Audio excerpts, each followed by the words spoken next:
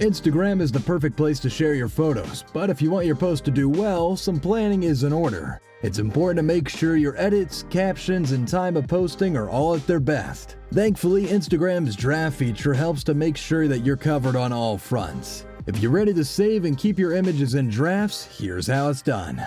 To create a draft, you'll need to start by jumping into Instagram's app. Tap on the plus icon at the bottom of your screen, then select a photo from your gallery or snap a new shot using the camera. Add your effects and filters as usual. On the final screen, instead of clicking on the check mark to the right to post your image, tap on the back arrow to head back to editing, then tap back again. If you added a caption or edited your photo in some way, a pop-up will appear to allow you to save your current edits as a draft. Tap on Save Draft to keep your changes. To find your drafted post, look for the section above your current gallery reel. Tap on Manage to the right of the labeled section to view all your drafts in a pop-up menu.